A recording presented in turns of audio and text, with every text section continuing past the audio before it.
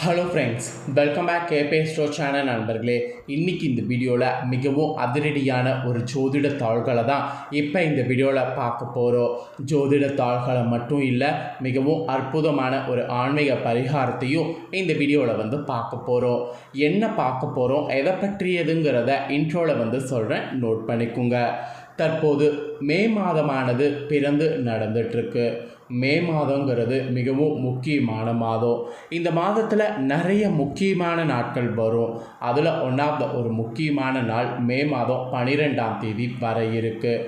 அன்று தமிழ் மாதம் பார்த்திங்கன்னு வச்சுக்கோங்களேன், மிகவும் முக்கியமான முதல் மாதமான சித்திரையுடைய 29ஆம் நாள். கிழமை அன்னைக்கு பார்த்திங்கன்னு வச்சுக்கோங்களேன், திங்கக்கிழமை. இந்த ஒரு நாள் சாதாரணமான நாள் கிடையாது, மிகவும் முக்கியமான எச்சரிக்கையான ஒரு நாள் என்று சொல்லலாம். அப்படின்னு முக்கியமான எச்சரிக்கையான ஒரு நாள் என்று கேட்குறீங்களா? இந்த நாளில் பௌர்ணமியானது வருது. பௌர்ணமி வருவது என்ன முக்கியமாக, இது மாதந்தோறும் தானே வருது அப்படின்னு நீங்கள் கேட்பீங்க. மாதந்தோறும் வரக்கூடிய பௌர்ணமியே முக்கியம்தான். அதில் இந்த டைம் வரக்கூடிய பௌர்ணமி ரொம்ப ரொம்ப முக்கியம். ஏன்னா இந்த டைம் வரக்கூடிய பௌர்ணமி தமிழ் மாதத்தில் முதல் மாதமான சித்திரை மாதத்தில் வரக்கூடிய ஃபஸ்ட்டு பௌர்ணமி. இந்த சித்திரை மாதத்தில் வரக்கூடிய பௌர்ணமி சித்ரா பௌர்ணமி என்று அழைக்கப்படும். இந்த சித்ரா பௌர்ணமி அன்னைக்கு தான் சித்திரகுப்தன் அவதரித்தார். அதனால் இந்த பௌர்ணமி மற்ற பௌர்ணமி காட்டிலும் அதிக முக்கியத்துவமானது பெறுது. இந்த பௌர்ணமி அன்னைக்கு கிரகங்களிடையே ஏற்படக்கூடிய அந்த மாற்றங்கள் காரணமாக ஒவ்வொரு ராசிக்காரங்களுக்குமே தலையெழுத்து மாறும். அப்படி மாறக்கூடிய தலையெழுத்தை அந்தந்த ராசிக்காரங்க தெரிஞ்சு பலனடையணுங்கிறதுனால ஒவ்வொரு ராசிக்கும் என்ன தலையெழுத்து மாறும் அப்படிங்கிறத ஷேர் பண்ணிகிட்ருக்கேன். அதில் இன்றைக்கி இந்த வீடியோவில் மகர ராசி நேயர்களுக்கு ஷேர் பண்ண போகிறேன். மகர ராசியில் பிறந்தவங்க உங்களோட ராசிக்கு என்ன மாதிரியான பலன் இந்த பௌர்ணமியிலிருந்து கிடைக்குங்கிறத தெரிஞ்சு இதற்கேற்ப நடந்து பலன் பெறுங்க. அதுக்கு முன்னாடி உங்களோட ராசிக்கு இந்த பௌர்ணமியில் ஒரு பரிகாரம் செய்கிறத பற்றி சொல்ல போகிறேன். ஆக்சுவலி இந்த சித்ரா பௌர்ணமி சாதாரண பௌர்ணமி கிடையாது. உங்களுடைய கர்ம வினைகள் தீர இந்த பௌர்ணமி அன்னைக்கு செய்ய வேண்டிய முக்கியமான பரிகாரம் ஒன்று இருக்குது. அதை தான் இந்த வீடியோவில் உங்களுக்கு ஃபஸ்ட்டு சொல்ல போகிறேன். அது என்ன பரிகாரம், அதை எப்படி செய்யணும், அதை செய்கிறதுனால கர்ம வினைகள் தீருமா அப்படிங்கிறத இந்த வீடியோவில் ஃபஸ்ட்டு உங்கள் ராசிக்கு தெரிஞ்சுக்குங்க. அதுக்கப்புறம் பௌர்ணமியிலேருந்து உங்களோட ராசிக்கு என்ன பலன் கிடைக்கும் அப்படிங்கிற ஜோதிட தாள்களை இந்த வீடியோவில் பார்க்கலாம். ஒவ்வொரு மாதத்தில் வரக்கூடிய பௌர்ணமி தினம் சிறப்பு என்றால், தமிழ் மாதங்களில் முதலாவதாக வரக்கூடிய சித்திரை மாத பௌர்ணமி மிகவும் அதிசக்தி வாய்ந்த நாளாக நமக்கு சொல்லப்படுது. இந்த வருட சித்திரை மாத பௌர்ணமி திதியானது கரெக்டாக 12/5/2025 திங்கட்கிழமை அன்று வருது.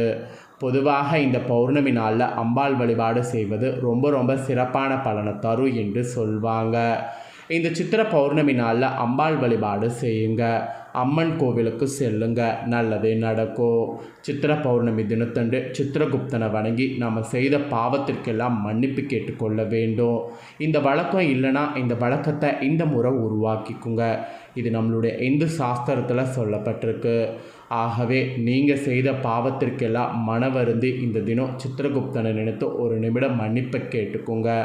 செய்த பாவத்தில் கொஞ்சமாவது குறையும். இந்த சித்திரை பௌர்ணமி நாளில் சித்திரகுப்தனிடம் மன்னிப்பு கேட்டதோடு விடாமல் இந்த ஆன்மீக சார்ந்த பரிகாரத்தையும் செய்யுங்க. நிச்சயமாக நீங்கள் செய்த பாவங்கள் எல்லாம் பாதியாக குறையும். பாவங்கள் குறையும் போது வாழ்வில் வரக்கூடிய கஷ்டங்கள் குறைந்து நல்லதே நடக்க தொடங்கும். ஸோ கர்ம வினைகள் தீர சித்திரை பௌர்ணமியில் என்ன வழிபாடு பண்ணுங்கிறத சொல்கிற உங்கள் ராசிக்கு நோட் பண்ணிக்கோங்க. இந்த தினம் உங்கள் வீட்டு பூஜையில் நிச்சயமாக நீங்கள் பௌர்ணமி பூஜைக்கு விளக்கேற்றி கற்பூர ஆராத்தி காண்பித்து வழிபாடு ஃபஸ்ட்டு செய்யணும். அப்புறம் சின்னதாக ஒரு பாயாசமாவது செய்து வைத்து வழிபாடு செய்யணும். வழக்கம் இல்லைனாலும் இந்த வழக்கத்தை இந்த முறை வீட்டில் வைத்துக்குங்க. சில பேர் வீடுகளில் இந்த பௌர்ணமி தடபுடலாக கலவசாதெல்லாம் செய்து வைத்து வழிபாடு செய்வாங்க. நம்ம அந்த மாதிரி செய்ய முடியாட்டியும் பாயாசமாவது செய்து வழிபாடு செய்யணும். அப்புறம் இந்த நாளில் மாலையில் பௌர்ணமி நிலவு உதயமாகக்கூடிய சமயத்தில் இந்த பூஜையை உங்கள் வீட்டில் நீங்கள் செய்யணும். உங்கள் வீட்டு பூஜையில் வைக்க வேண்டிய ஒரு முக்கியமான பொருள் இருக்குது. அது என்னென்னா தர்பைப்புல். இது நாட்டு மருந்து கடைகளில் விற்கும், வாங்கிக்கோங்க. சிறிதளவு தர்பைப்புல்லை உங்கள் உள்ளங்கையில் வைத்து கொள்ளுங்க. பௌர்ணமி நிலவு உதயமாகக்கூடிய சமயத்தில் நிலவுக்கு முன்பாக நின்று நீங்கள் செய்த பாவங்கள் எல்லாம் குறைய வேண்டும், இனி மனதறிந்து பாவங்கள் செய்ய மாட்டேன், செய்த பாவத்திற்கெல்லாம் மன்னிப்பு கொடுத்துவிடு என்று சந்திர பகவானிடம் சொல்லுங்கள். சொல்லிவிட்டு இந்த தர்பை புல்லை கொண்டு வந்து உங்கள் பூஜரையில் வைத்து விடுங்க. ஒரு தட்டு மேலே தர்பை புல்லை வைத்து பூஜரையில் ஒரு ஓரமாக வைத்து விடுங்க. இந்த தினம் முழுக்க இரவு முழுவதும் அது பூஜையிலே இருக்கட்டும். மறுநாள் செவ்வாய்க்கிழமை எழுந்தவுடன் அந்த தர்பை புல்லை வந்து சின்ன சின்ன துண்டுகளாக வெட்டி நீங்கள் குளிக்கக்கூடிய தண்ணீரில் போடுங்க. ஒரு 10 நிமிடம் கழித்து அந்த தர்பை புல் தண்ணீரில் நல்லா ஊறியிருக்கும். அந்த தண்ணீரை நீங்கள் தலைக்கு குளித்து விடுங்க. இப்படி செய்தால் உங்களை பிடித்த கர்மவினை பாவங்கள் எல்லாம் குறையும். இது நம்பிக்கையாக சொல்லப்படுது. ஆன்மீக சார்ந்த இந்த எளிமையான பரிகாரத்தில் நம்பிக்கை இருக்கிறவங்க இதை பின்பற்றி பலன் பெறணுங்கிறதுனால தான் மகர ராசிக்காரங்க உங்களுக்கு ஃபஸ்ட்டு பரிகாரத்தை வந்து ஷேர் பண்ணேன். ஸோ பரிகாரத்தை தெரிஞ்சிருப்பீங்க, கண்டிப்பாக பண்ணி பயன்பெறுவீங்கன்னு சொல்லி நம்புகிறேன். நெக்ஸ்ட்டு இப்போ உங்களோட ராசிக்கு இந்த பௌர்ணமியிலேருந்து என்ன பலன் கிடைக்குங்கிறத சொல்ல போகிறேன். என்ன பலன் நீங்கள் பெறுவீங்க அப்படிங்கிறத ஜோதிடர்கள் சொன்னதை இந்த வீடியோவில் வந்து தெரிஞ்சுக்குங்க. ஆக்சுவலி வெட்டு 1 துண்டு 2 என வாழ்க்கையில் நேர்கோட்டில் பயணிக்கக்கூடிய மகர ராசி அன்பர்களுக்கு நீங்கள் தனித்தன்மை கொண்டவர்களாக இந்த பௌர்ணமியிலிருந்து செயல்படணும் என்பது உங்களுக்கு டாஸ்காக சொல்லப்பட்டிருக்கு. இந்த பௌர்ணமியிலிருந்து ராசிநாதன் சனி வந்து பலமாக இருக்கிறாரு. இதனால் பல வகையில் உங்களுக்கு எதிர்பார்த்த உதவிகள் வந்து கிடைக்கும்.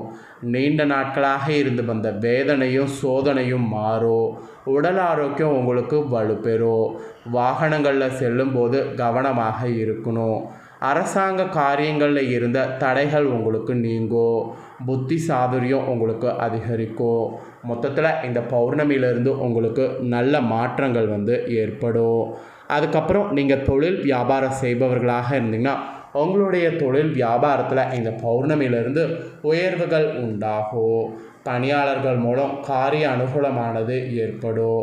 அனுபவபூர்வமான அறிவு உங்களுக்கு கை கொடுக்கும். அதனால் அனுபவபூர்வமான அறிவோடு செயல்படணும். அப்புறம் நீங்கள் உத்தியோகத்தில் இருப்பவர்களாக இருந்தீங்கன்னா உத்தியோகத்தில் எளிதாக பணிகளை செய்து முடிக்க முடியும். அது மட்டும் இல்லாமல் செயல்திறன் உங்களுக்கு பயங்கரமாக அதிகரிக்கும். உங்களுக்கென வேலைகளை சரியான நேரத்தில் செய்து முடித்திங்கன்னா பாராட்டு நீங்கள் பெற முடியும். இது உத்தியோகத்தில் இருக்கக்கூடிய மகர ராசிக்காரங்களுக்கு ஒரு எச்சரிக்கையாக சொல்லப்பட்டிருக்கு. கண்டிப்பாக இந்த எச்சரிக்கைக்கேற்ப செயல்படுங்க. அப்புறம் குடும்பத்தில் இருப்பவர்கள் ஏதாவது குறை சொல்லிப்படியே இருப்பாங்க. அதெல்லாம் இந்த பௌர்ணமியிலேருந்து கண்டுக்காமல் உங்களோட வேலைகளை மட்டும் பண்ணுங்கள். வீட்டிற்கு தேவைப்படக்கூடிய பொருட்கள்லாம் வாங்கினீங்கன்னா அது உங்களுக்கு சேரும். அப்புறம் கணவன் மனைவியாக இருக்கக்கூடிய மகர ராசிக்காரங்க ஒருவரை ஒருவர் புரிந்து கொண்டு செயல்படுவது நன்மை தரும். அப்புறம் பிள்ளைகளுடைய எதிர்காலம் குறித்து தேவையான பணிகள் நீங்கள் கவனிக்கணும். அப்படி கவனித்தாதான் கண்டிப்பாக வந்து ஃப்யூச்சரில் அவங்க நல்ல முறையில் இருப்பாங்க. அதனால் பிள்ளைகளுடைய எதிர்காலம் குறித்து தேவையான பணிகளை இந்த பௌர்ணமியிலிருந்து கவனிங்க. அப்புறம் பெண்களுக்கு இந்த பௌர்ணமியிலிருந்து புத்தி சாதுரியம் அதிகமாக இருக்கும். அது மட்டும் இல்லாமல் பயணங்கள் போது கவனமாக இருக்கணும். வேலைக்கு செல்லக்கூடிய பெண்கள் உங்கள் பொருட்களை பத்திரமாக வைத்திருக்கணும். இல்லைனா களவு போகுவதற்கு நிறைய வாய்ப்பு இருக்குது.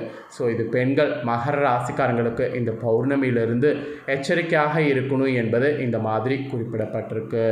அப்புறம் கலைத்துறையை சேர்ந்த உங்களோட ராசிக்கு இந்த பௌர்ணமியிலிருந்து திடீர் கோபங்கள் உண்டாகலாம். அதனால் நிதானமாக இருப்பது நல்லது. புத்தி சாதுரியத்தால் எதையும் சமாளிப்பீங்க. எந்த ஒரு விஷயத்தையும் தள்ளி போடாமல் உடனே முடிவு காண்பது நல்லது. தெளிவான சிந்தனை அப்போ தான் உங்களுக்கு தோன்றும். எந்த காரியத்தையும் செய்யறதுக்கு முன்னாடி ஆலோசனை செய்து அதில் ஈடுபட்டிங்கன்னா இந்த பௌர்ணமியிலிருந்து வெற்றி காண முடியும். அதனால் கலைத்துறையில் இருக்கிறவங்க இதற்கேற்ப செயல்படுங்க. அப்புறம் அரசியல் துறையில் இருக்கிறவங்களுக்கு சொல்லப்பட்டிருக்கு. உங்களுக்கு இந்த பௌர்ணமியிலிருந்து சாமர்த்தியமான உங்களுடைய செயல் கண்டு மற்றவர்கள் ஆச்சரியப்படுவாங்க. அதே சமயம் நீங்கள் பார்த்தீங்கன்னு வச்சுக்கோங்களேன், என்ன நீங்கள் வந்து நினைக்கிறீங்களோ அதாவது இப்போ முக்கிய நபர்கள்லாம் வந்து சந்திக்கணும்னு நினச்சிங்கன்னா அவங்கள சந்திக்க முடியும். இந்த மாதிரி அந்தஸ்தில் உயர்ந்தவர்களுடைய நட்பு இந்த பௌர்ணமியிலேருந்து கிடைக்கும். அதனால் உங்களோட அரசியல் வாழ்க்கையில் கௌரவம் அதிகரிக்கும். புதிய தொடர்புகள் மகிழ்ச்சி தரும். புதிய நபர்களுடைய அறிமுகம் உங்களுக்கு உண்டாகும். அதனால் நன்மை உங்களுக்கு உண்டாகும். இந்த மாதிரி நன்மை உண்டாகிற மாதிரி உங்களுக்கு இந்த பௌர்ணமி நல்லதாக அமைய போகுது. அப்புறம் மாணவர்களுக்கு கல்வியில் இருந்த தடைகள் வந்து நீங்கும். திறமையானது வெளிப்படும். ஆசிரியர்களோடு நல்ல உறவு ஏற்படும். பெற்றோர்கள் ஆதரவோடு இருப்பாங்க. ஏதாவது உங்களுக்கு வேணும்னா பெற்றோர்கள் ஆசிரியர்களோடு நீங்கள் கேட்டு எல்லா உதவியும் வந்து பெற்றுக்கோங்க. ஆக மொத்தம் உங்களோட ராசியில் பிறந்தவங்களுக்கு இந்த பௌர்ணமியிலிருந்து இந்த மாதிரியான பலன்கள் தாங்க கிடைக்க போகுது. ஸோ கிடைக்கக்கூடிய பலன்கள் என்னங்கிறத தெளிவாக இந்த வீடியோவில் உங்களுக்கு ஷேர் பண்ணிட்டேன். ஷேர் பண்ணதை தெளிவாக இந்த வீடியோவில் உங்களோட ராசிக்கு நீங்கள் தெரிஞ்சிருப்பீங்க. தெரிஞ்சிருக்கேற்ப நடந்து பலன் பெறுங்க. நீங்கள் இதை பார்த்து பயனடைஞ்சது போல் உங்கள் ஃப்ரெண்ட்ஸ் ஃபேமிலி இருக்கவங்களும் பார்த்து பலனடையணும்னு நினச்சிங்கன்னா வீடியோ லைக் பண்ணி ஷேர் பண்ணுங்கள். அவங்களும் வீடியோ பார்க்கட்டும், இந்த தாள்களை தெரிஞ்சு இதற்கேற்ப நடந்து பலனடையட்டும். நெக்ஸ்ட்டு நம்ம சேனலில் நிறைய வீடியோ போடப்படும். அதை எல்லாத்தையுமே உடனுக்குடனே தெரிந்து கொள்ள மறக்காமல் நம்ம சேனலை சப்ஸ்கிரைப் பண்ணுங்கள். நெக்ஸ்ட்டு சுவாரஸ்யமாக வேறொரு வீடியோவில் உங்களை வந்து சந்திக்கிறேன். நன்றி.